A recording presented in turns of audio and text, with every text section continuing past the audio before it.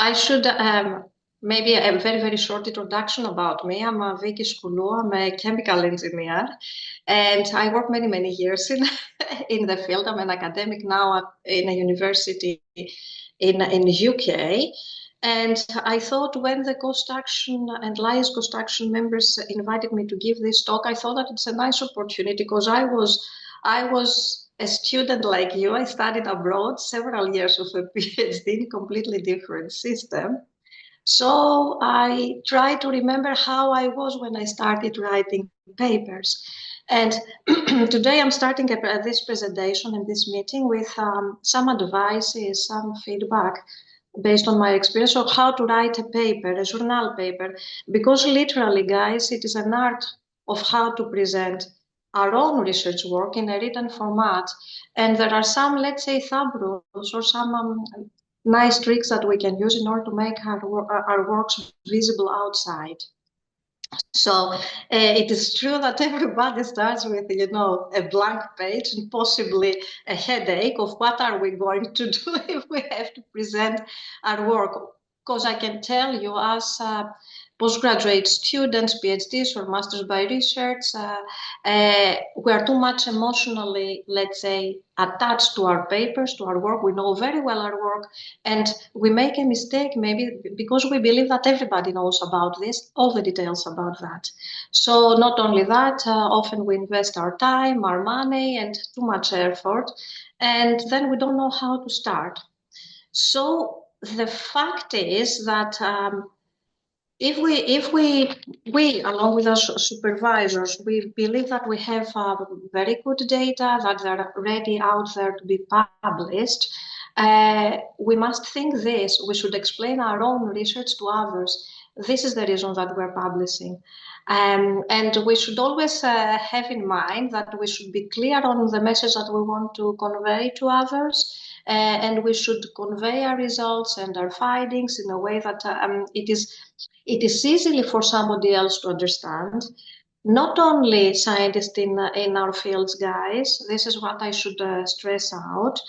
For example, I'm a chemical engineer, and nowadays I'm trying to keep the level of the scientific information in a high level, but at the same time to simplify the way that I'm discussing in my paper, so as other disciplines and other people from all around the world, they will be able to study these papers and take the information that they want. So it is very, very important to be clear in what we are writing, to have confidence that we have do that, and literally have good use of our time. Writing a paper, it took me one of my papers, it took me 1 year because I was writing. Then I thought that as I was writing the paper, I had to add a few more information, a few experimental results. Of course, I suspect that not everybody is experimentalist. Some people are working on more theoretical studies. So take that in your mind. So I thought, let's say that we have our work, and I thought what we must do, or what I was doing when I was about to submit a journal paper, and what I'm still doing. First of all, when you're about to submit your work in a paper, always possibly in collaboration with your supervisors, possibly you will have an idea in which type of journals you have to submit your work. And then if, let's say, you are dedicated and you know I'm dealing, for example, with biomass waste, and biomass bioenergy is one of the Elsevier journals that I'm publishing, then everybody of us, or you in your corresponding fields, we have to study very well any detail about that journal. That's why I say here, and I provide a link. That's why publishers prepare the guide of authors, guys. There are specific guidelines that we have to follow. Something else that it is really nice to do from early stages is that search that publisher, other publishers, that journal, other similar journals. If your work or if things similar with yours have already published, and of course, obviously, in order to do research, we're studying several other relevant papers in the field, so keep always these resources. This is what usually I do when I'm starting. And then, of course, let's say that we are targeted a specific publisher, a specific journal. Then we go in the guide of authors and we study very well the aims and objectives of our chosen journal. Because very often, and not lately, some years that I'm acting also as an editor to different publishers, and very often good works are said to us as editors, let's say, of journals. We understand that the work is good, but it doesn't fit at all with the aims and objectives of the specific journal. So one of the questions is that when we choose something, make this question to yourself: is my work aligned very well with a specific journal, or maybe the aims and objectives are a little bit far away of what I do? And of course, if you have a specific journal and you, after discussions with your co-authors, also you see that it might not be a good idea to publish in this journal because it doesn't fit very well, there are always plenty of opportunities. And then, of course, if we're about to publish something, we should define our research questions. What was the initiative? Why we do this work? What a problem we try possibly to solve? What is the new thing about my research? And of course, I can say as a PhD student, my work was not unique. All my work was not unique, but it has aspects of innovative things that I've never done before, etc. So don't hesitate to say what is new, what new thing you would like to report with your paper. And having this, maybe you can even start by writing in a piece of paper about these questions, and then you will see how things will start slowly developing. Something else that we lately must think, and I thought that it is nice to draw your attention to that. Pay attention on the credibility of publishers. And why I say this, at least in UK, now I'm working in the University of UK, and for example, we have our library and our librarians that they can always give us advices of, for example, if we find a very strange invitation, and very often all of us were receiving invitations from many, many publishers from all around the world. And always think a little bit where exactly you want to publish and if everything is okay. And then when we do all these preliminary, let's say, discussions and thinking, we must think a little bit of the piece of work that we have, the amount of information that we have. Does it worth to send it as a original journal paper? Does it worth to send it as a review paper, or short communication, book reviews, discussions, letters to editors? All these things are different ways of publishing, let's say, your work. Of course, as PhD students, mostly, I remember my first work was a review study. And the review studies usually are critical reviews. And when I say critical reviews, it's not a review study. It's not just, say, for example, Skoulou et al. Said X, Y, Z, and then Michopoulos et al. Said different things. A critical review, it means that we're revising all the appropriate literature which is near to the field that we're interested for. And then the best thing is to incorporate inside our own, let's say, thinking, and have a critical assessment of what it has been done during usually literature reviews, review papers. Usually we revise the latest 10, 15 years, and I would say that only if a piece of work is very, let's say, unique in its field, which might be from 70s, then we are referring to this type of works. Something else that I have to tell you also is that nowadays we have a limitation, word limits, for example, on how long it should be this literature reviews. And I used a specific source you can see here at the bottom of my screen. Of course, it depends on the publisher, it depends on the journal. For example, A review might be a piece of work which is 8,000 words or 10,000 words, and it would have limitations in how many figures and tables you could incorporate. For example, they might tell you that figures and tables must be maximum 12 altogether. So another thing that we must have in our mind when we're preparing our work is that limitations. So literally in our works that we're publishing, we should select only the appropriate and critical and most, let's say, characteristic thematics of our work. So this is a review. Original research articles, I'm pretty sure that all of you are reading a lot of them, is again your own original research papers. Again, they might have limitations. It depends on the publisher, it depends on the journal. Again, they might tell you that in the specific journal, the maximum amount of words is 6,000, and those might include tables, figures, references, or not. And again, during these articles, again, we should critically assess, present our results, and assess our results and compare our results with similar works that exist out there, because we're discussing about thousands of research papers that researchers all around the world are preparing, and they're sending to the publishers.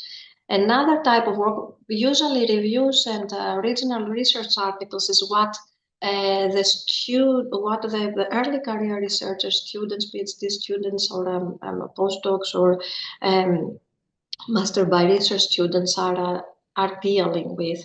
When I was a PhD student, literally, basically, as I told you, I was publishing reviews and original research articles. Some other types of communications with publishers is these short communications. Maybe it might be summaries of much less amount of words. For example, 2,000 words, 3,000 words. Again, it depends. Where focusing on a completely new findings or innovative methods that possibly, when something is completely new, never published before, then a short communication might be something that will give visibility to, let's say, a piece of work that you are doing. Or book reviews, again, usually much less works, but it is something like a commentary, critical assessment of a new book. It might be new software or even videos lately.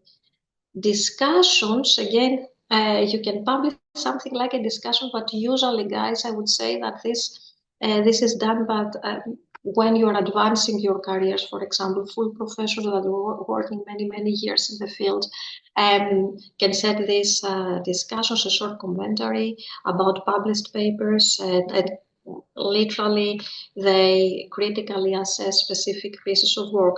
And then we have other things like letters to editors and special issues. Letters of editors is usually some very short communication, some clarifications about previous published papers of the authors.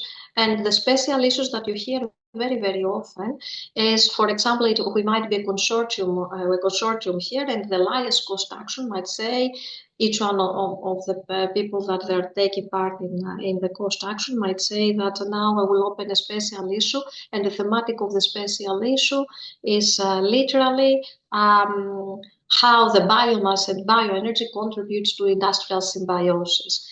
And usually, when an editor of a special issue or a specific, very specific thematic invites contributors, is by invitations. And authorship, guys. Something which later I remember from when I was a PhD student is a thing. First of all, somebody to be an author of a paper must have a substantial contribution from conception to the methodology to the results by itself, the design of the study, analysis, interpretation of results. It's ideal everybody to implicate in drafting the article or revising that or critically assess, and of course all authors must give them their approvals to the final version, which, as I already told you, sometimes papers take 6 months to be prepared with a contribution from all authors, and usually one or two are corresponding authors. And what is the role of the corresponding author of a paper? Is to communicate with the journal during the editorial process. For example, you submit your paper and then you have to do some revisions. The reviewers will request you some revisions. Then the person that they're conducting is a corresponding author. And of course, all authors must agree to the final submitted copy and must contribute also later to the revision. But I'm not going to expand more on this. Very often we're discussing about who is the first, who is the last author.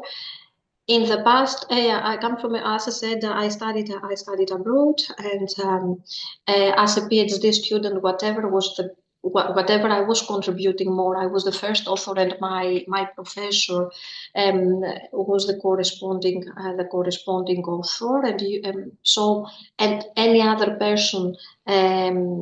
Any other person in our authorship will, for example, first is the one who does the majority of the job, second, which the one who does a little bit less, etc. In the past, and I think there is, I don't know if there is still a practice, but sometimes people are added in an alphabetical order based on their surname. But this is also a matter that you will discuss very thoroughly with all your authors group.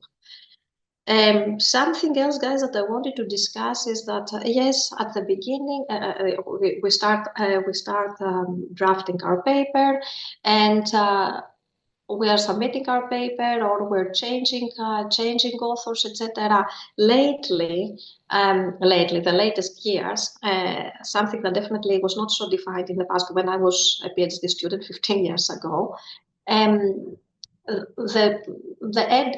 publishers and the journal, let's say editors, are requesting that sometimes there are additions or deletions or rearrangements of author names, and this cannot be done out of the blue. But in order to do something, especially if you have already submitted a journal paper with specific names at specific authorship positions, in order to do that, to change all these things, you have to be approved by the journal editor. And so now you understand why also the responsibility of the corresponding author. And usually, in order to do that, we should provide in a letter for a very good reason in order why to do that. For example, during the revision process, we might be asked to add new information, so another author might be expert in that and might be added, let's say, in this paper. So we have to always give a rationale why we're doing these rearrangements or additions. And of course, as long as the publication might be a little bit delayed if we have these rearrangements in authorships. And any unauthorized authorship from the editor, from the journal, as you understand, it might lead, the list that it might lead is in delays until an authorization will come from the journal, editor, or even rejection. So we must be, these are some things that we must be careful. And other things that we see lately, and you will see, is that the authors' contributions, it's not enough, let's say, all the authors to have our names under the title of our paper, but for example, articles with several authors, if obviously it is an author, it's me and somebody else, me and my student, it is obvious that two people did the job, even though I would say that a good practice is always to say who has done what.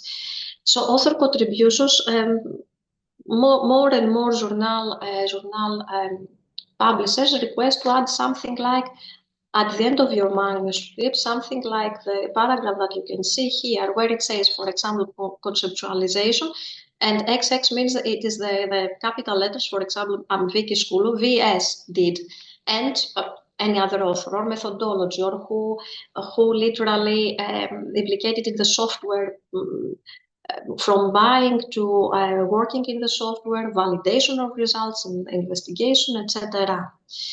And of course, I should always say that always all authors must have read and agreed to the published version of the manuscript. And declaration of interest, something also that I don't remember 15 years ago. All authors must disclose any, let's say, financial or personal relationship with other people or organizations that could, let's say, not influence the route of this work in any way. For example, sometimes they might be competing interests like employment, for example. Just to give you an idea, if I'm an editor in a journal, there are specific guidelines what an editor can do in terms of publishing. Maybe in that specific journal, they might say that you as an editor, you're allowed to publish only one paper. You cannot publish in the let's say, journal that you are an editor, 10 papers in a row. So there are different types of, let's say, potential competing interests. It depends again on the publisher and the journal. They will give you exactly these guidelines, but pay attention to that, guys. Usually there are no conflict of interest, and we say that there is no conflict of interests among the authors. And when we are thinking of all this, let's see, and I'm pretty sure that we know because we're writing so many reports, what are the basic sections of a paper? Abstract and introduction, guys, and what I say is that abstract is the last thing that we're writing for a journal paper. It is literally a simple paragraph, and I will show you a little bit later some thumb rules of how to build this abstract. And introduction, of course, has to do with all the background information, introductory material relevant to your work, which literally support your own findings, your own research works.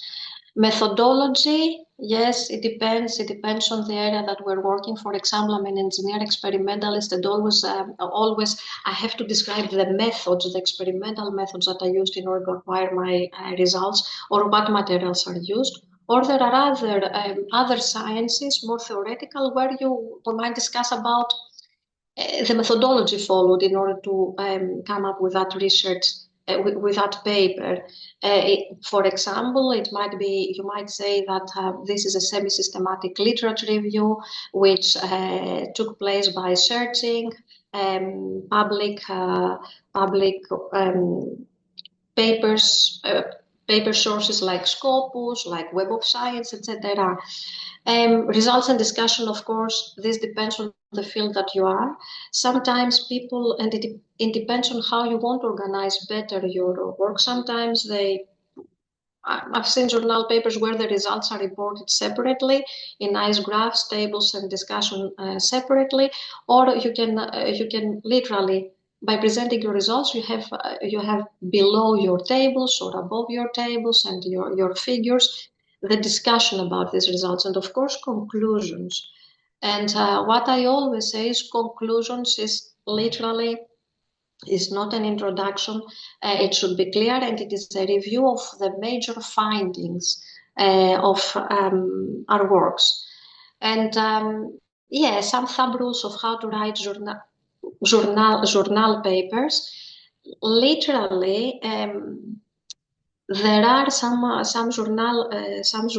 journal publishers that they give you even a template, and you see here I was training my students because at the same time I'm not only a senior lecturer here in UK, but also I'm responsible for all PhD students and masters by research, so I'm trying to train them on how to write these journal papers, and sometimes we give them a template in order to help them how to write these things. For example, a template where there is a specific font size and style of the title, where exactly you write your author names, affiliations, etc. Abstract, keywords, introduction, methodology, results and discussion, conclusions, references, acknowledgements. Don't forget all these things. And the things that I discussed previously, author contributions and integrity or conflicts of interest, is something that more and more are requested by the publishers. And if we want to go very quickly on how to write an abstract. An abstract should be very, very, very short, maybe 300 words maximum. Again, it depends on the publisher. It's something that it is very helpful to do is see these bold words here: background, methods, results, and conclusions. And what I usually say to my collaborations is, okay, write 1 or 2 sentences of the background, a very concise sentence of the methods that you used. Summarize the work as results, and write in a sentence your conclusions. Combine all together this, delete the background, methods, results, and conclusions, and suddenly you have a very nice abstract. Something else also, abstracts also, it would be nice not only to have qualitative information, only text, but also quantitative if possible, which means numbers which usually they show the whole impact of your work. Something else also that in the past was not existing, but nowadays some publishers request is the graphical abstracts. And I took, sorry for the bad quality of the second one here, but a graphical abstract is nothing else than a picture. Because we say that sometimes picture is 1,000 words. We represent the whole essence of your work. Literally, with graphical abstracts, you can also show all your artistic skills, and some publishers, some journal papers are requesting also somebody to create a graphical abstract, and the graphical abstract might be a schematic, more artistic, or it might be, as you can see on my second schematic here, a snapshot of the most important, let's say, graphs or photos of our research results.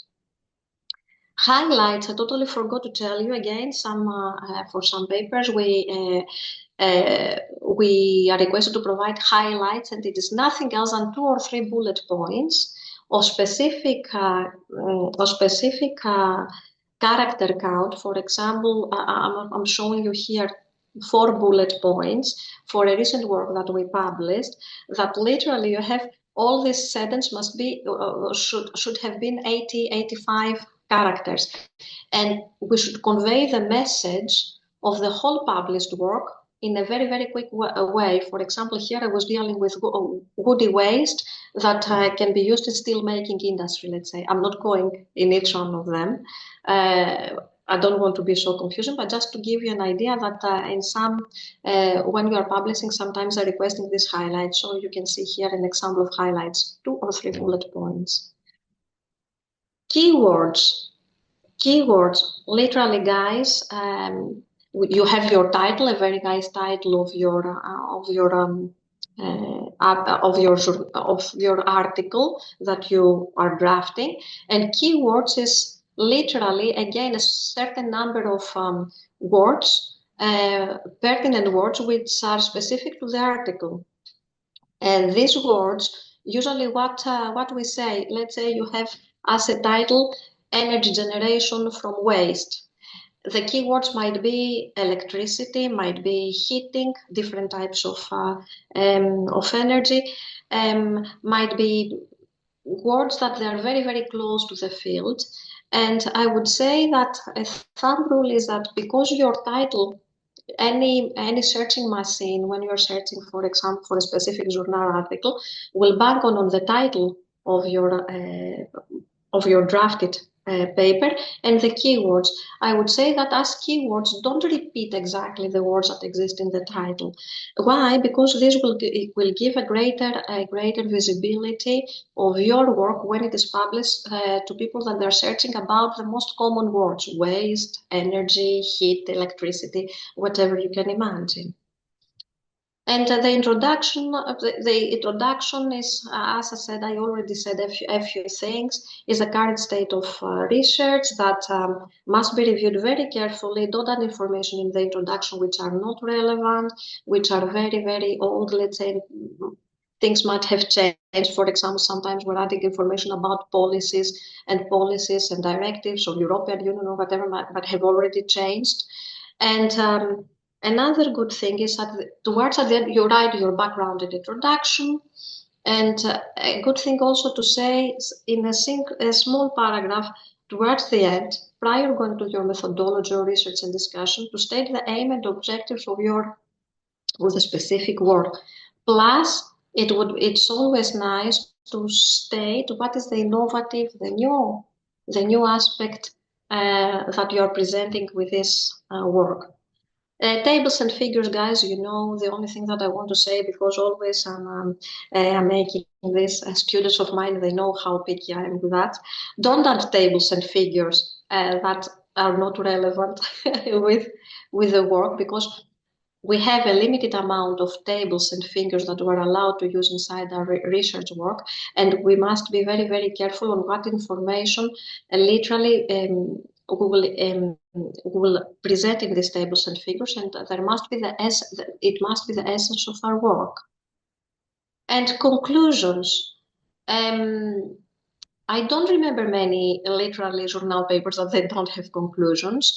There are maybe some publishers that they say, oh, conclusions, it might not be necessary, but I would say in order to have a very, very nice journal paper, always have conclusions. And it is literally, in the conclusions, it has to do with your findings. It's not an introduction, it is not an abstract. We cannot add new information in the conclusions, but it might be a very quick way to say literally what is all about of this work and what are the new findings. And typically, conclusions, it's only a paragraph, a big paragraph, 500 words, something like that. And of course, we're not adding tables, references in the conclusion section, because the conclusions is the author's own thinking and final, let's say, final words about their works. References, usually different publishers request different types of references.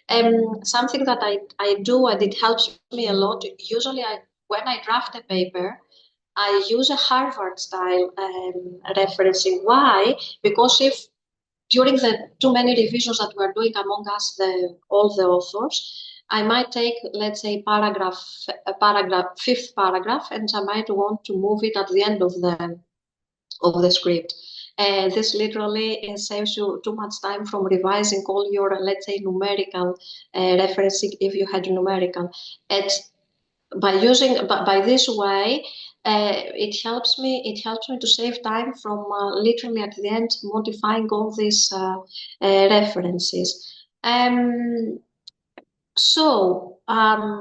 Something else also, very often when we are editing things, we find some references which are not existing in the text. Pay attention, because in the references list, we should add all information, all, let's say, previous journal papers that we used in order to build our own work.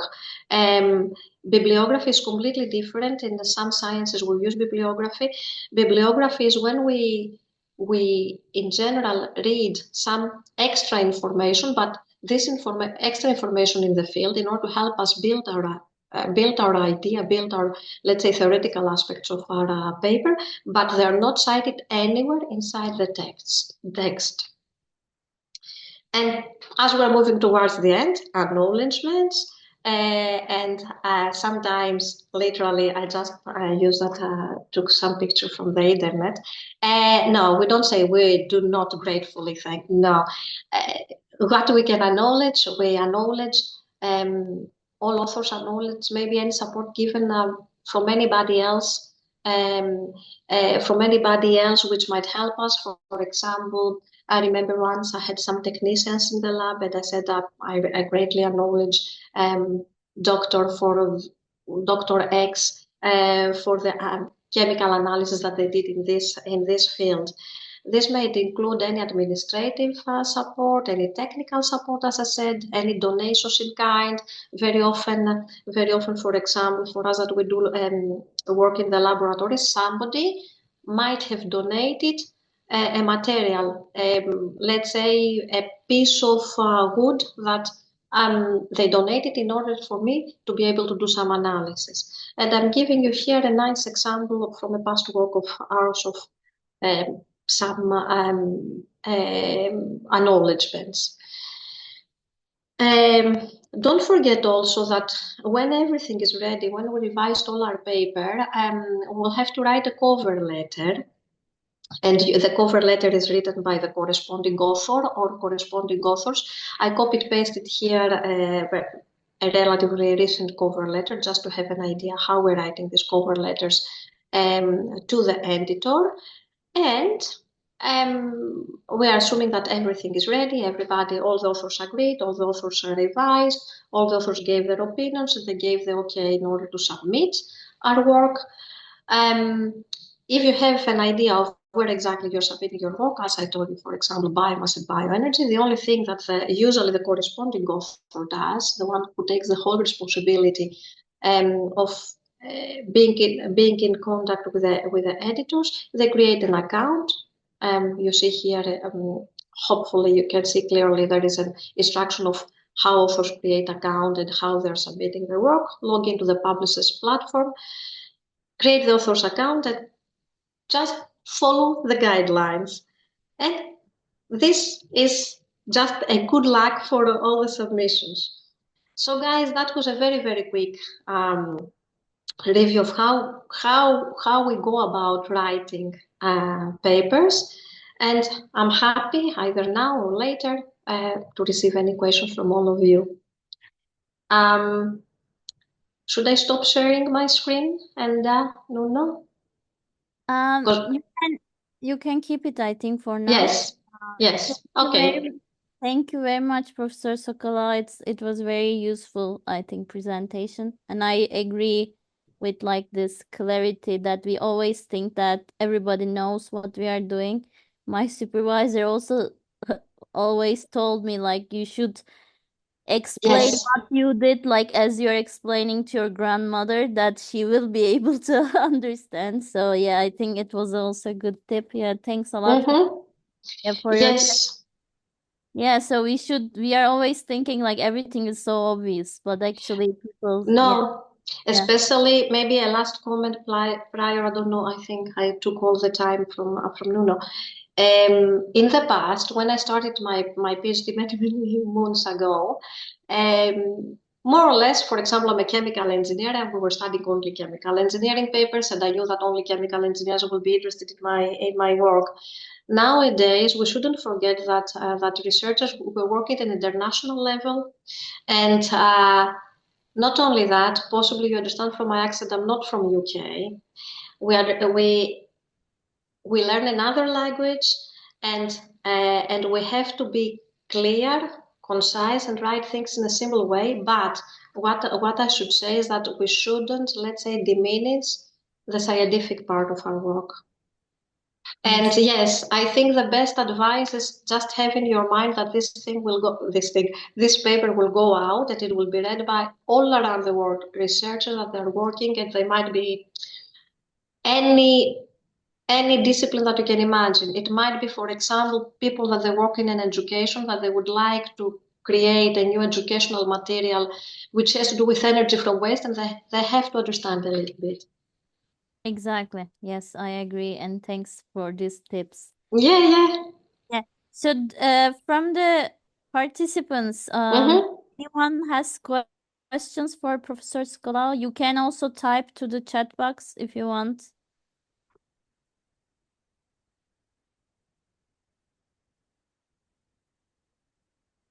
So our participants, if you have any questions, feel free either to write in the chat box, or you can also talk. I mean, open the microphone if you want. Yeah.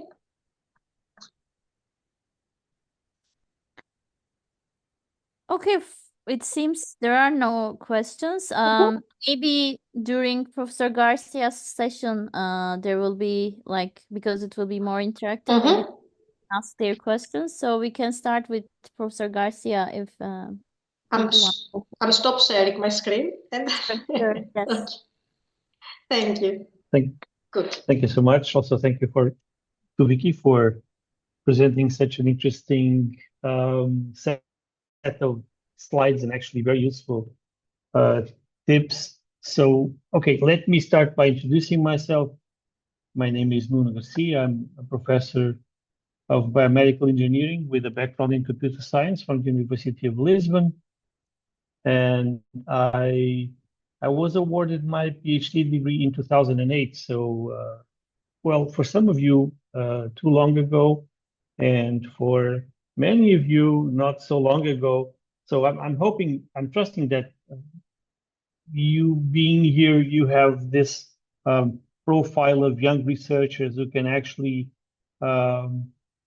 benefit from the experience of someone who has been already to the other side and back and forth and back and forth, because when you are a scientist, you are always learning and studying and researching and doing stuff. So you actually you get to keep all the good things of being a student, and then the perks of being a professor, and of course all the work that comes with being a student and a professor most of the times.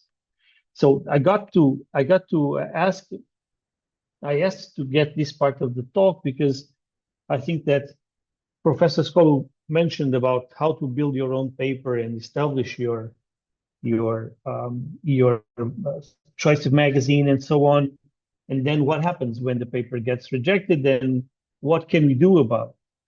I'm going to first give you a brief introduction on how writing a paper become a thing, because you are on the world of publish or perish. But publishing is not all. And of course, we publish because we want to get awarded a PhD, we want to have a promotion, we want to have a successful career, but we also want, in all of these items, we want to have successful projects and attract a lot of funding.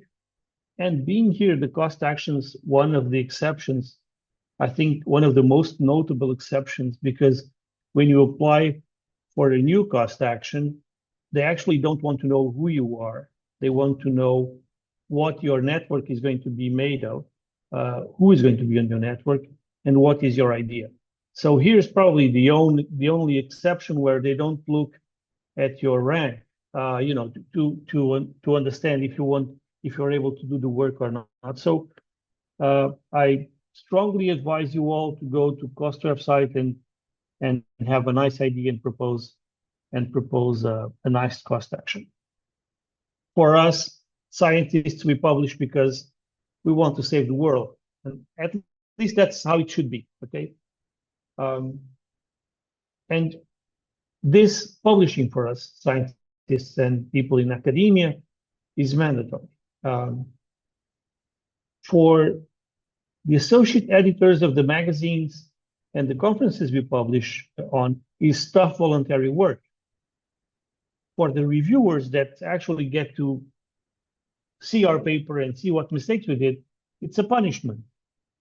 But for everybody else, for the magazines, for the conferences, and for some editors, it's a business. So you have on one side, us, we want to publish, the magazines and the editors who want to have very good papers. And then on the other side, the reviewers that really don't care about the quality of your work. They just want to get it done as fast as possible. So they stop receiving those pesky emails reminding them, it's been a week since you were supposed to deliver your review. So what's the problem with you? Can you not do it? And in this dialectic, you have to find your way. Okay. Of course, is mandatory because you want to have an overall round CV with very good publications in very prestigious magazines. You want to have a very high number of citations, and so on and so forth. So how has this publishing started?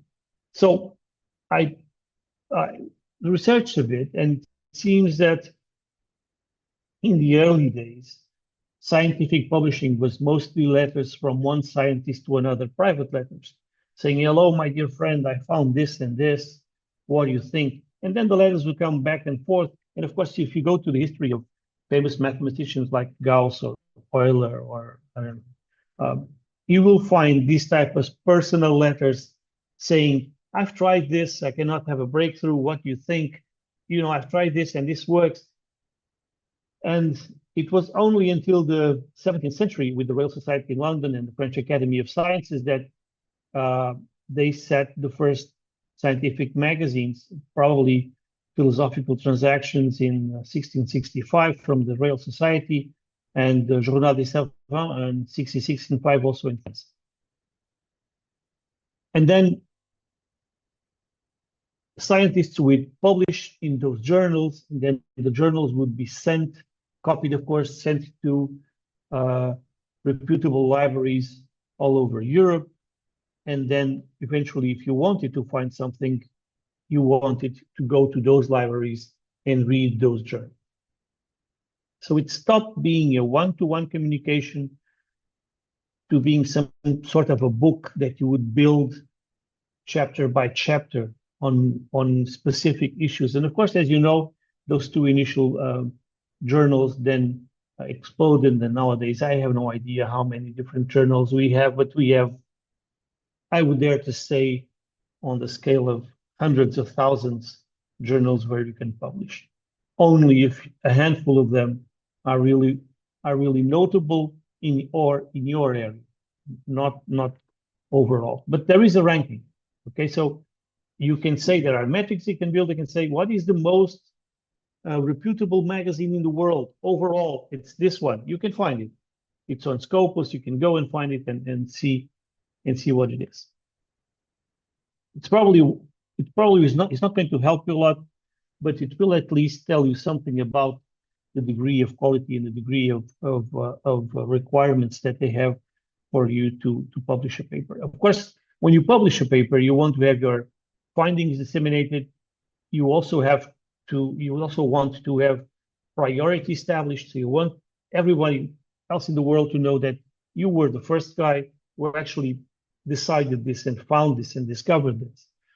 But you want more. Okay, you want to be able to say to your colleagues, you know, I published in this magazine because some colleagues reviewed this paper and they think it's fine.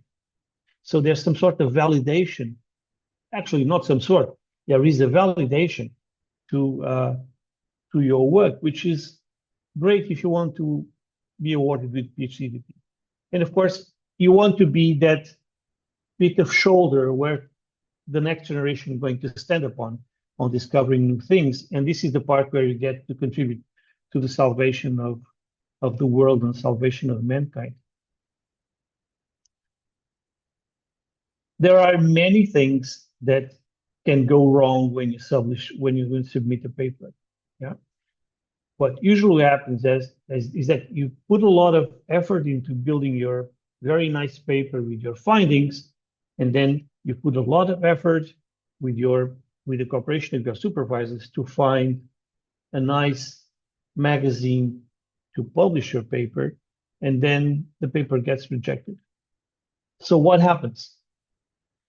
How do you cope with that? There are many, many different reasons for a paper being rejected. The paper can be rejected because you had a poor selection of magazine to submit the paper to. When Professor Skoulou mentioned that, you receive a letter from the editor saying, I'm sorry, but this is out of the scope of this magazine. And then that's it. Thank you and goodbye, and go to the next one. But you can also have the bad luck of having bad reviewers.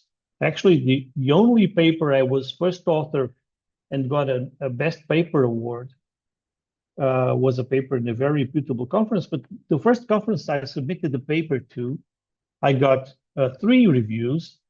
One of them said not so good, not so bad things. It was mostly innocuous. There was one review that said very good things, and there was this third review which just said bad English. And then the conference was very high standard, and they rejected my paper. I was not conformed with the decision, and I submitted to another very good conference that was going to happen in some time afterwards. And then I got the best paper award. I promise you, I didn't change a comma in the paper. I just submitted to a different magazine. So you may have the bad luck of having bad reviewers. So I am an associate editor for a very reputable magazine. Please allow me the publicity. It's IEEE Access. It's a multidisciplinary magazine, and I handled some of the papers of biomedical engineering. And one of the difficulties I have every time is choosing good reviewers. For me to have 2 good reviews, I have to send messages to some 20 reviewers, and eventually of those 20, 2 of them will respond and make good reviews. But I also have had very bad reviewers. And when that happens, in my role as associate editor, I just stop the review and I message the reviewer saying, I'm sorry, this review is subpar. You cannot submit this. Redo your review. And I once had a reply from a gentleman who was a colonel in some army. And his response was very aggressive. And he said, you cannot handle reviewers like that. We are doing you a favor. Please publish please send the authors what I said. And that's it. That was not going to happen. I just reported the review to the support team, and eventually he got banned from the system. Because when you publish a paper, the most optimal thing that can happen to your paper is that you have good reviews. Having the paper accepted or rejected is just a consequence of the reviews you have. If it gets rejected, but you have good reviews, you are already winning. You are already on the winning side. So you just have to get those reviews, build up on your paper, and resubmit again, because this is the game. You build a paper, you do everything you're supposed to do, hopefully, you submit it, it gets rejected. Do you have bad reviews? Forget about it. Just move on. You have good reviews, perfect. Let's get back to work and let's build again the paper again. But of course, it can also happen that you have some bad choices, for example. Some very simple things, such as writing a nice submission letter or choosing the correct keywords, or those small things, they can do an amount of good when the reviewer sees your paper or when the editor assigns your paper to someone. So please be very, very careful when you do that.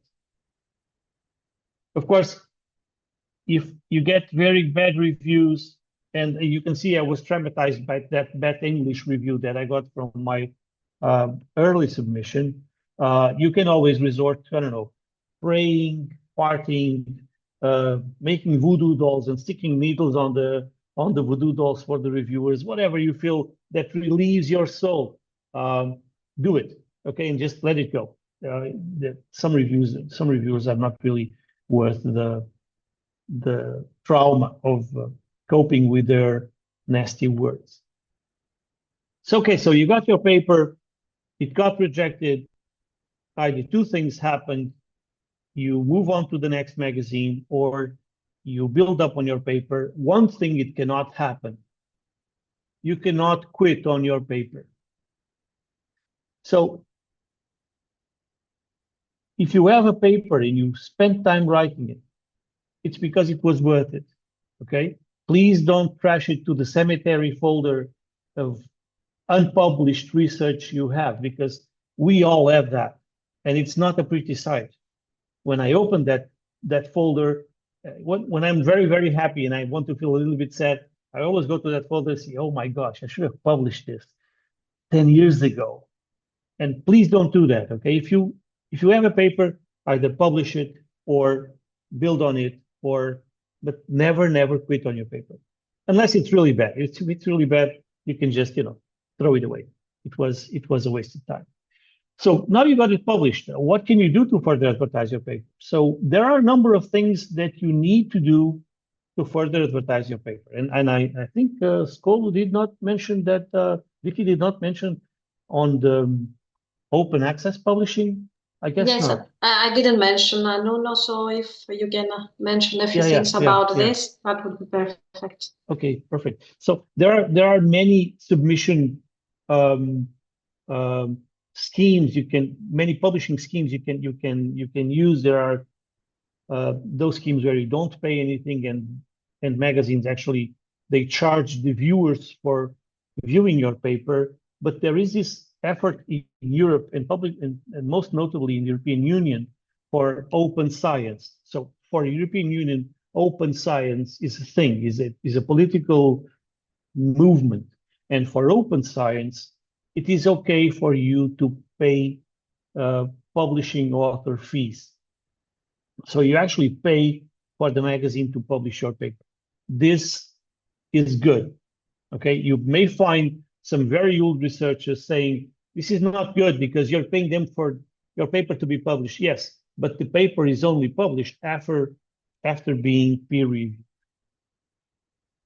And there's an extra advantage on that for you, is that if the paper is published on an open access magazine, that means that everybody gets to see your paper without any need to pay additionally to see your paper. It is very, very likely that your paper gets more citations and attracts more attention than a paper that is published behind a paywall of some publisher. So if you have a paper that is published on an open access magazine or conference or whatever, you can further advertise your paper. For example, you can publish it on your profile in LinkedIn or in Twitter /X, and you can actually tag some of the most notable authors that funded the work that you did, and say, I was building on the idea of this and this, that person, and I got to these new conclusions. And the way you interact with these other authors is sort of a comeback to the initial days of publishing, when you're writing each other, when we were scientists were writing each other in private letters saying, I think this, what do you think? And this actually works. Okay, so you should engage with other scientists, with other fellow scientists, and most notably, you should engage with the ones that inspire your work. So publishing your papers, or at least your abstract and your conclusions, in social media is perfectly acceptable, is actually desirable, and it's very, very fine. So what else can you do to publish it, to advertise your paper? Well, for some time now, I am a strong advocate of doing a video. Like, for example, using Zoom and making a very quick 3-minute, 5-minute presentation of what your paper does, and then get that video and upload it to your YouTube account. You're gonna see how very useful that is, not just only for you, but also for everybody else who wants to take a quick peek of what your paper says. Because we have been doing scientific publishing the way it was done in the 17th century. We write a paper, it has a structure, but our new generations, they don't consume this type of format so much. If you really want to see what was done and why it was done, and what were the algorithms and what were the parameters, and then you should read the paper. But if you want to have a broad idea, just look at the video. In 3 minutes, you can explain, what your paper is about. And you can publish the video on YouTube, and trust me, it's gonna work wonders for your CV. It's gonna attract a lot of traction for your paper. So what else can I do? Well, there are many things you can do, but there are many, many things you should not do. For example, it's still not okay to use large language models such as ChatGPT and the likes to write a paper. It's still not okay, okay? Maybe in 10 years it will be okay, but for now it is not okay. So you should avoid doing that. But if you need to do that, for example, because your English is not so good and you need ChatGPT to work on your text, then you should say in some section that you used a large language model to enhance the readability of your text. What I cannot promise you is that it's going to look good, okay? So to this extent, we are still a little bit reactionary to the new advances of AI in this area. But for example, you need to select a catchy and sexy title. the title is going to be the thing for which most search engines are going to find your paper in the first place. So you need to find a title that is really interesting and is really aligned with the thing that you have done. And of course, as Professor Skoulou has said, the abstract, and also I think Edda said it, the abstract should be understandable by most persons, not just only the experts. Okay, and make it short. Okay, there is the shortest abstract ever that I have found was a paper published in the Seismological Society of America in 1974, and the title of the paper is the sequence of earthquakes in Southern California with aftershocks removed Poissonian? This is the title of the paper. And the abstract is yes. That's it. So I found this delightful. I find this delightful. So there's a title with a perfectly understandable question, and then there's the abstract. Yes. There was another one from a physical magazine, and it was like something, can we estimate the position of this particle in blah, blah, blah, blah, blah? And then the abstract says, maybe not. And that was it. So make the title and the abstract as sexy and catchy, as interesting as you can. Work on it. I would say, Professor Skoulou said, after you write the paper, definitely. But if it helps if you have a very rough draft when you're working on the paper. But definitely, you should revisit it and make it final after the paper is written. Okay? Regarding the order of the authors of the paper, don't worry too much. Just use the standard in your scientific field. For example, engineering, the order is the guy who worked the most is the first author, and the guy who pays the bills is the last author, period. Don't worry too much about that. Okay? But there are things you should worry about. What about bullying from other authors? What about if you get a request from an author that says, no, I need to be a first author because this is going to impact my promotion next year? What should you do? So there's this rule of thumb that you should never vouch to bullying, but we are in a society, so I have no answer for this question. But you will likely be bullied by other authors.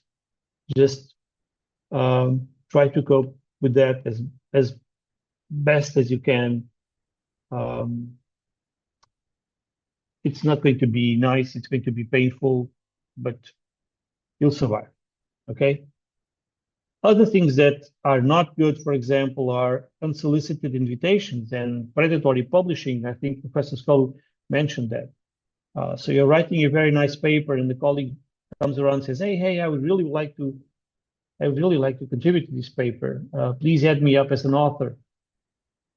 And you need to decide what you're going to do with it. You can always say yes and assign some work to this new author, or you can always say no. I'll work with you in my next paper. But there's also the other way around. And sometimes you find papers that I hope not. Sometimes you can find papers that are published with your name and you have never seen the paper in your life.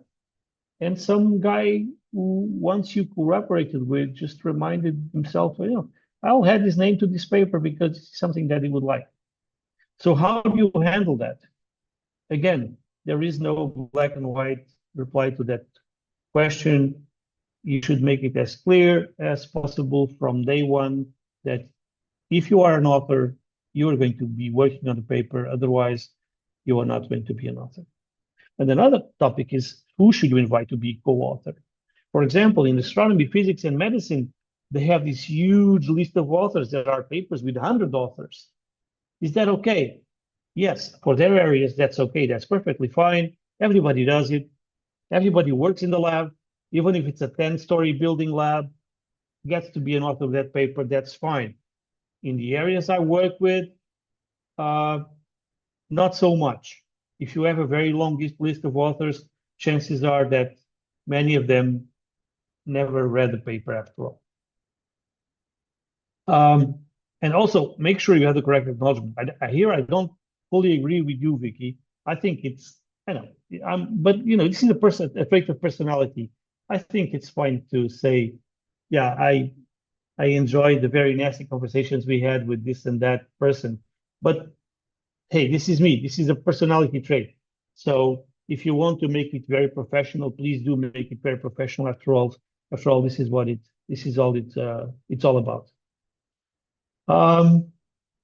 And don't forget when you're writing the paper. So this is the do's and don'ts things.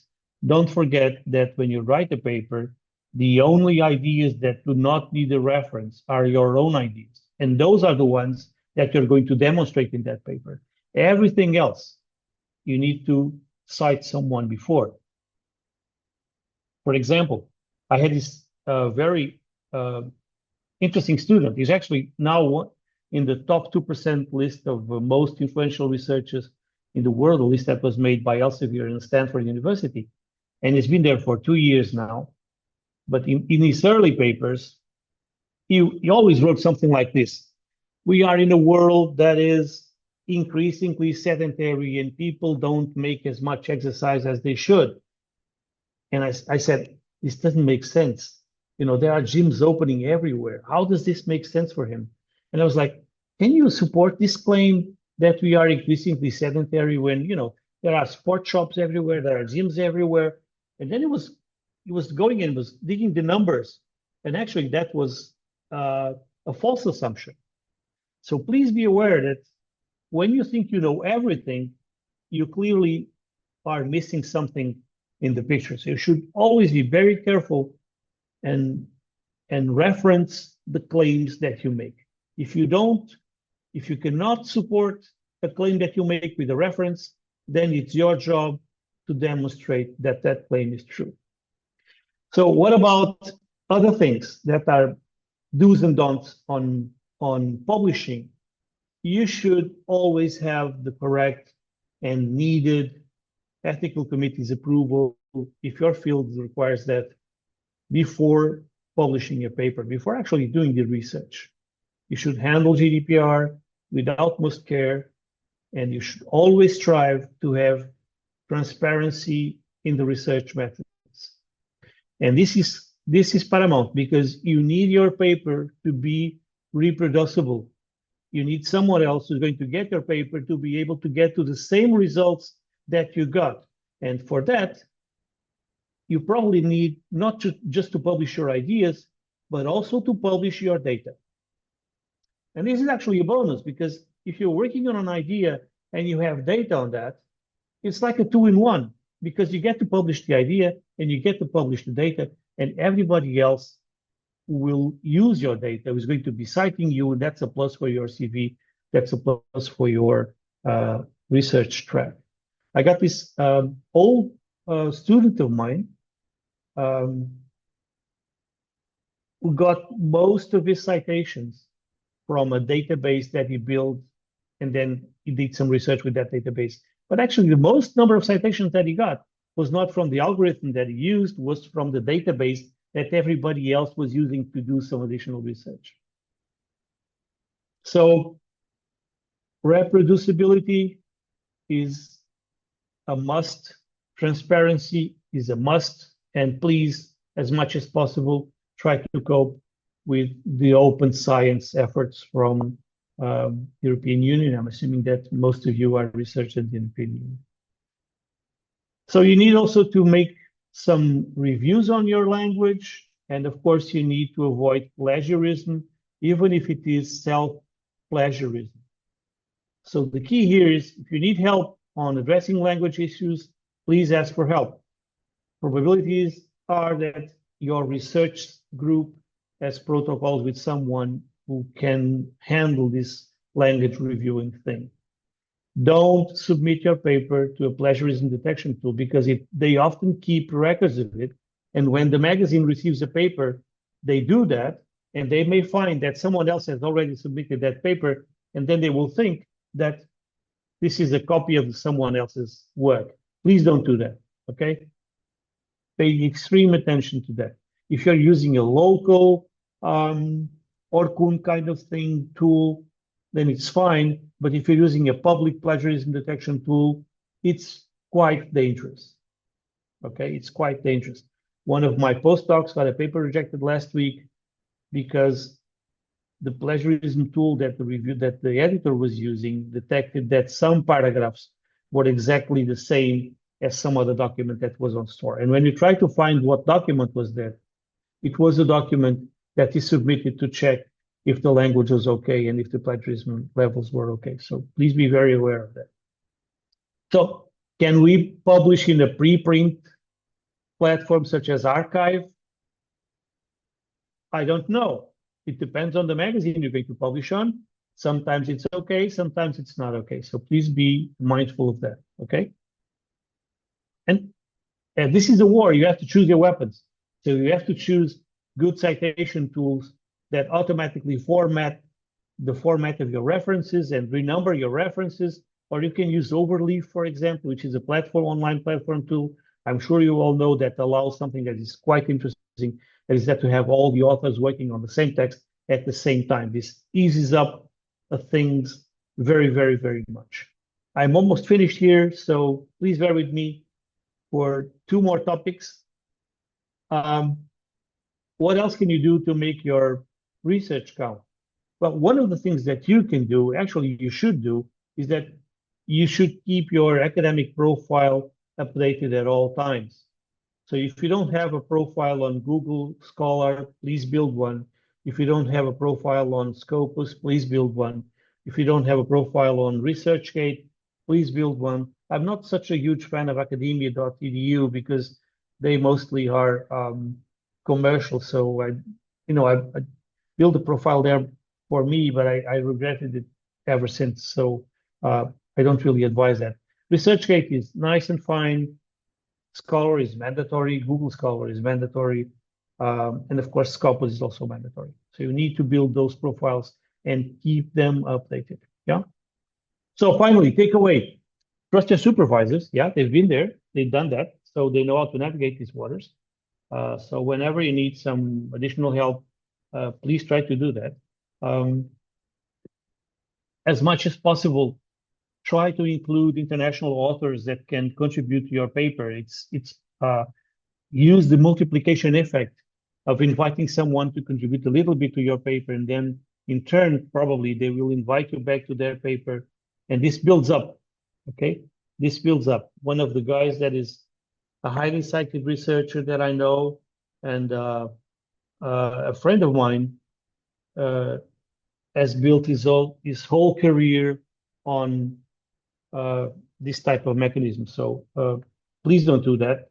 Do it in the proper measurement. Don't overdo it as with everything else in life. So I've said the first takeaway advice was trust your supervisors. So my last takeaway advice is don't fully trust your supervisors. You are here, you're going to be a scientist, or you are a scientist because you want to make a difference, something that they did not in that particular field of your expertise. So you have to innovate and make a difference. And that means stepping out of the little lab box where your supervisors currently are. So that's it, guys. I hope you enjoyed it. This is my most sincere advice on a very somehow long career of publishing. I'm done. So if there are questions, I'll be glad to address them, I hope. Yes, thank you very much, Professor García. It was really very insightful, like hearing the tips of an editor also, I think is very good always. I can have a question.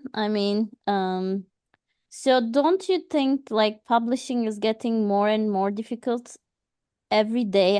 I'm feeling, like because I have been also like publishing maybe like since 10 years now, and I'm feeling that it's getting more and more difficult because now we have open access journals, but some of them are also criticized, like MDPI is always a questionable one. Like, and also we need to like the research topics, we feel like it's like, as you said, like getting these reviews, negative reviews also is getting more, I think, like we are getting more rejections, I feel. So how we should deal with this? Like what should be our strategy Like you already said, of course, some strategies, like don't leave them unpublished, as you said, all the papers. No, never. Yeah, but like how we can distinguish our paper from all those papers like that are increasing, I think that I'm feeling like it's getting more and more difficult every day. With now more technologies also. You also said that like the public plagiarism check tools, we should be careful, but some journals require it already, right? Well, Like but that's their responsibility. If they require that you use it, it's going to be okay. But if you're going to select the plagiarism tool and submit it by yourself, that's dangerous. Okay. So let me try to address this and then ask Vicky to add some words to that. So let me start with the most obvious thing is that you mentioned MDPI. Okay. So I have to say that I have very good experiences with MDPI. And for example, I have a terrible experience with one Elsevier magazine. And I'm saying this, and I am part of the Elsevier advisory board. So I feel comfortable to say this because I already forward this complaint to the Elsevier staff. MDPI has gained some unjustified bad reputation because they are very active in soliciting special issues and this and that and so on. But they do something that is very valuable for us researchers, and they do it very well.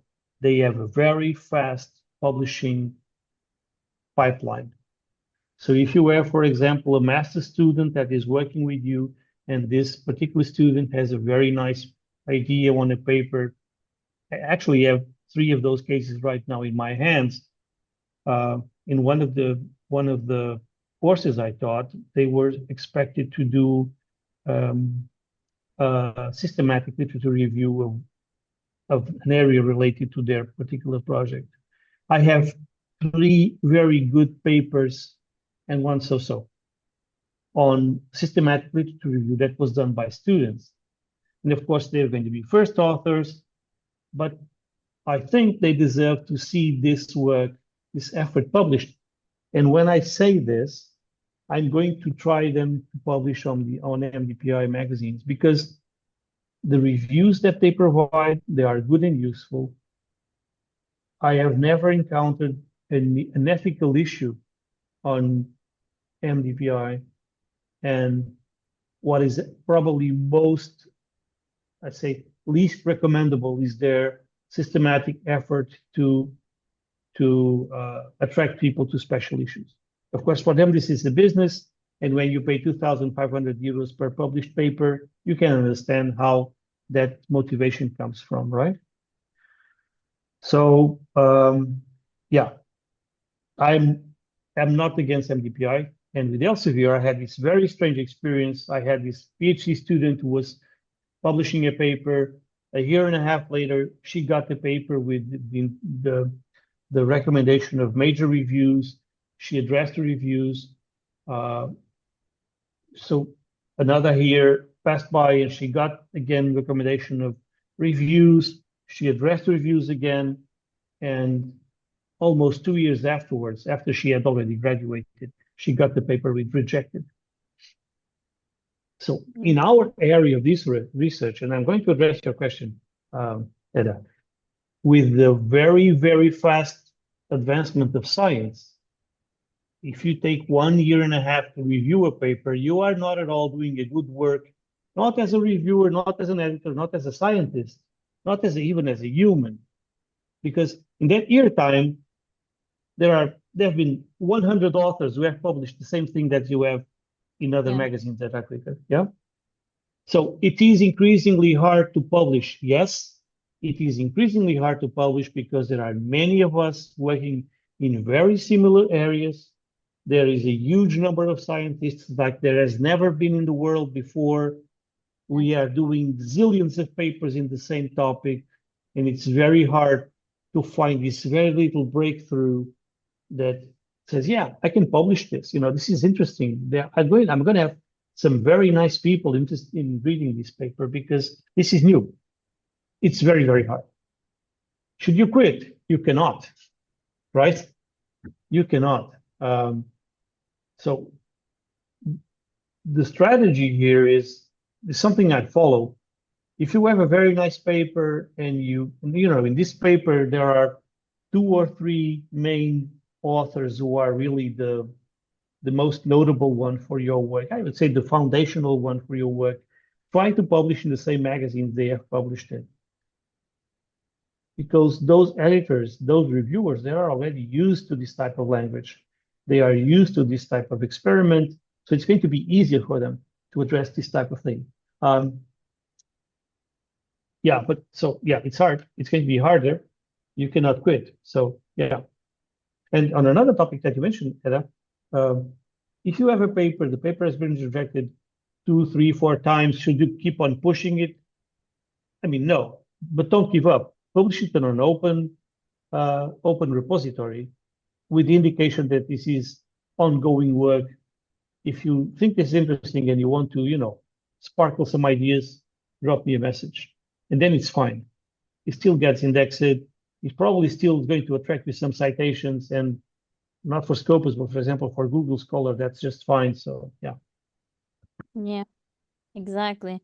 Yeah, you are right. I think MDPI also is like people have prejudice because they have fast review, and then people think that they don't really review well. But now we hear from you that actually they were really useful reviews. So I think Yeah, that's they have really this model which is interesting, and I think somehow I'm not sure what Vicky thinks, but I was like to know what your opinion is on this. So when you review for MDPI and you review on time, they give you a voucher that you can use on a future submission, I see. which is great. I mean, this is a Makes win-win sense. model Yeah. for business for everybody. I mean, if I'm reviewing 10 papers for you guys and you got to make 25,000 euros with the 10 papers that got accepted eventually, yeah, I think it's fine for you to give me a break and then, you know, and allow me to publish for free once. I don't see any I don't see any wrongdoing on that. So I really like that. But I have to say that I have 0 papers when being the first author, I have 0 papers on MDPI. Mm-hmm. I use it mostly for my students. And I'm not ashamed to say it. I'm happy to say it. I generally have very quality, good reviews from MDPI. Yeah. And also, I mean, I have also experienced like the main publishers like Elsevier, Springer, like they have so long review process. Like that's really, I think like the publishing is difficult because there should be a battery system, like maybe as you said, like what MDPI is using. Like it takes 6 months sometimes to get the first week feedback, or 9 months sometimes, and as you said, like they say major revision, then they reject. So yeah, it's really, yeah, I think there should be some solutions to it, I think. Yeah. Yeah.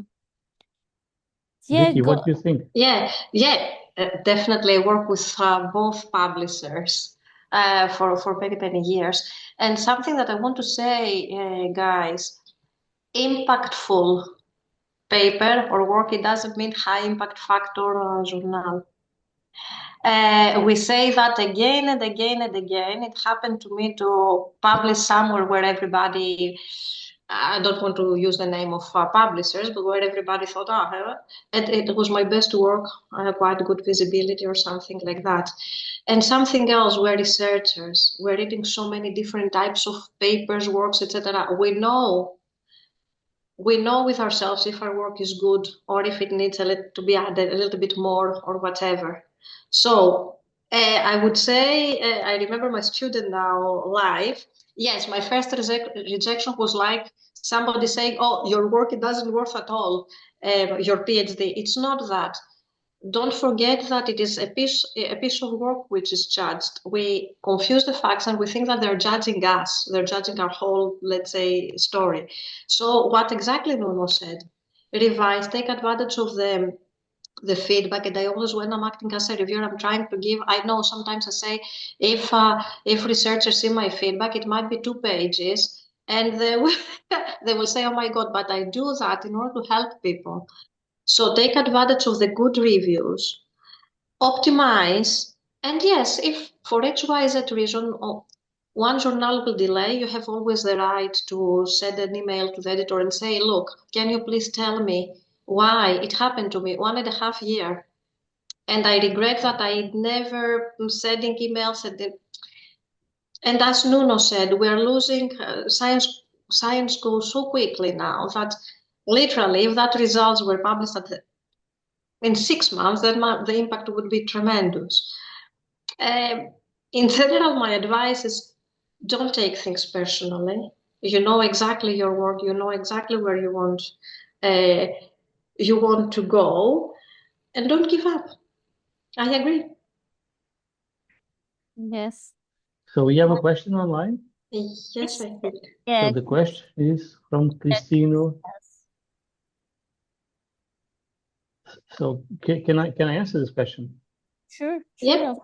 So Christine, you are asking about the budget section. So the budget section is something that is quite new. A couple of years ago, it didn't exist on magazines or in conferences. But essentially, I'm gonna pass the floor to Vicky because she has addressed that. Don't stress too much on that. Just do as your colleagues on your lab have done. Just copy the section that they have done, and that's it. But don't overlook it. Okay, that's paramount because if you don't acknowledge the funding in your budget section, then your paper may not be eligible for the ranking of your research institute. Yeah. So this is my very, very short answer, but Vicky for sure has a more detailed. Concerning the acknowledgement, as it depends the funding. Usually, when a funder gives us money to do a work or your PhD, let's say my PhD was semi-industrial, and some money from European Union, some money from the industry, and then my effort from my university and me. Sometimes, I could never thought that I will never acknowledge, thank you, the European Union, the specific company, and the funder, because based on that, my PhD was possible. If any part of your work, or some of your collaborators, you didn't have any funding, but then any other collaborator, there might be somebody who did an analysis. I have a colleague. I did a paper where I didn't have the budget, and I sent some materials to a colleague down south to London. He had the budget, and I acknowledged, and he acknowledged the funder for this specific piece of work, the analysis of some specific equipment. So we didn't say anything wrong. We didn't say that this funder funded the whole work, but special acknowledgements for this and this. So I would say that we are touching here a little bit the things of ethics, to whom we should say thank you. And if we have a financial support, I think, some of the funders also, it is an obligatory thing. They want to see. They want to see how, let's say, the public money they're investing for research literally have a value for the wider community, scientific or anybody else. I don't know if I cover your question, Christine. But I did also works that I had no funding. And I just acknowledged maybe a person who was helping me, as I said, that they donated me some materials. Okay. Yeah, I think it's answered because the question disappeared. Yeah, I think I think we just need to acknowledge like we got this funding for this specific maybe analysis or whatever. Yeah. Yeah, sometimes in the work that I was doing as a PhD, I had to publish at least one paper. So it was written in the agreement, let's say, so I had to right acknowledgements, or I had to show to the society where this money from European Union, the companies, etc., went. I'm trying to think what else from our experience might be helpful, but I can tell you what I didn't know almost. No, my PhD was 2009. Yeah. I awarded my PhD, then it was completely different data. Yes, We didn't have access to all this information. For example, when I wrote my first publication was a literature review, and what they told me, write a journal paper, a review paper. They throw me a review paper from Elsevier, I remember, nothing else. Nobody explained me the process, and I remember the first review. Do you remember, Nuno? We were sending a hard copy with a letter, a hard copy to the editors, and I remember how happy I was when it was accepted. Signing the copyright. Signing the copyright, yes. So guys, you are lucky because nowadays there are so many different ways. And Nuno said about the 3 minutes, the 3 minutes video.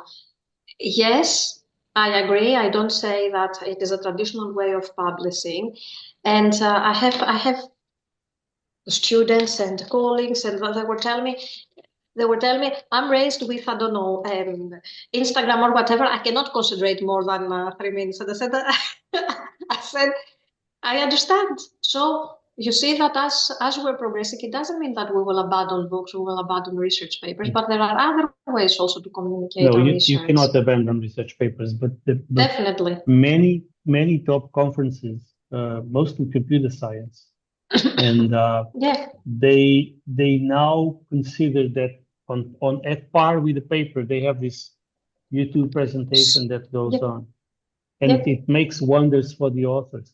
I just wanted to add something else regarding the funding thing. So being a scientist and being a member of academia and being, I don't know, in the top 2% list, this is all a game of ranks. And you are ranked, your papers are ranked, your research is ranked, your scientific area is ranked, your research institute is ranked, your university is ranked, your department is ranked, and everything is ranked, except the papers that you don't acknowledge properly. Those are not ranked. So those don't contribute to the ranks. So please make sure you make the proper acknowledgements and the proper funding information, because otherwise you will miss out these rankings. And then there are rankings for all tastes and colors and shapes that you can think of.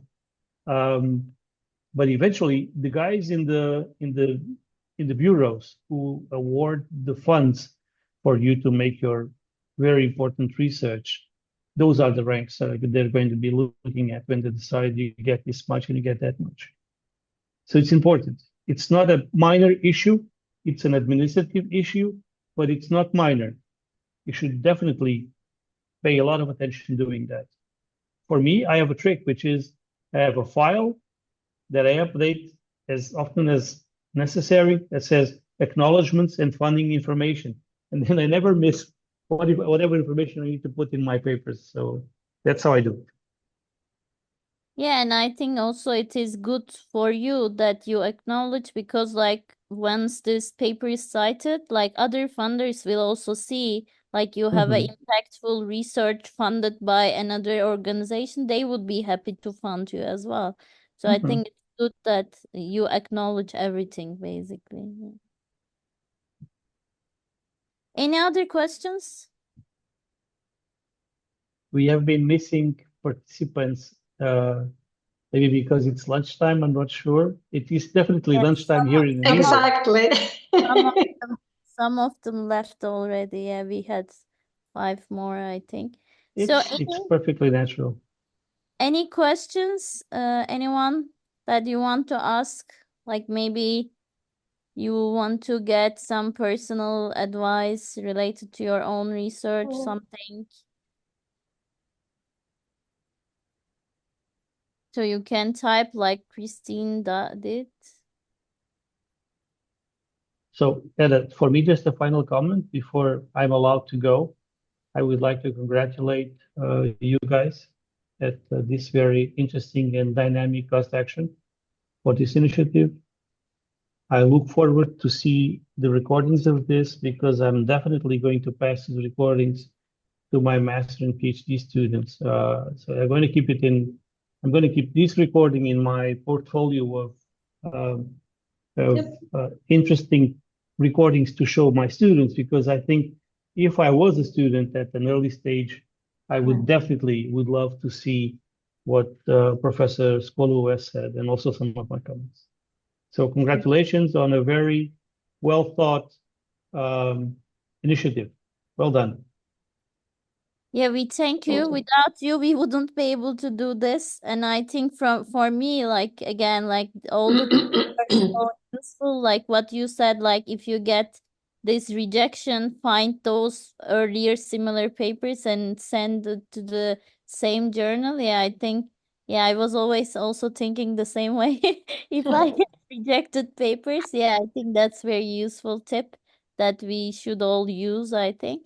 So thank you very much to both of you Thank you, guys. for Thank this. you. Enjoy and It was our pleasure. Yeah. happy holidays. I'm not sure Happy holidays. if it's politically correct to say Merry Christmas. I'm going to say it anyhow. So, Yeah, but we still have like 2 weeks to go almost. just Hey, we're almost there. enjoy the holiday You spirit. see? That's yeah. I'm preparing today, guys, for the university. Nuno, thank you very much. And above all, we should thank you, the people that they follow that. Of course, you can share this.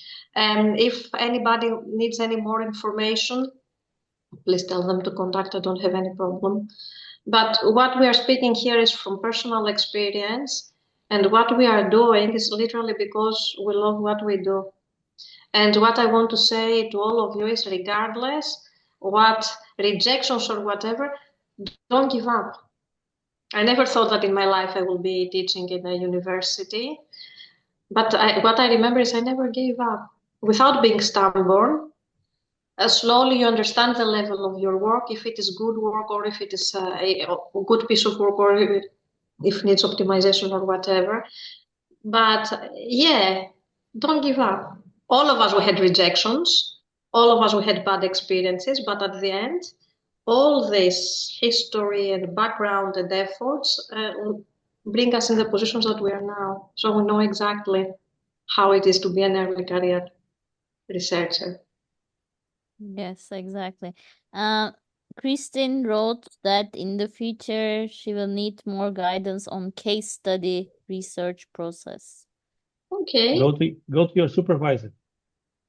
First of all, supervisors, yes. And if you need help, just look us up and we'll be glad to help. And maybe if anybody of the guys write in the chat box what else they might like us early career researchers to hear about, because sometimes our ideas are not exactly reflecting what it is needed now from our researchers. So I would be happy to give a similar or something else if it is my topic and expertise. Yes, because both Professor Skoulou and myself, we are from from the science, applied sciences areas. Yes. So from chemistry and computer science and biomedical engineering. So this is not like a social science. And when you move from one science area to another, things may change dramatically. I mean, the things we have said are standard for everybody, but there may be nuances that can change the way you understand the publishing process. So thank you so much, Eda. Thank you so much. Thank you. It was a pleasure. It was nice to see you guys, and thank you. Very useful presentations. Thank you very much. Thank you, everyone. Thank you. Goodbye. Bye, guys. Bye. Bye.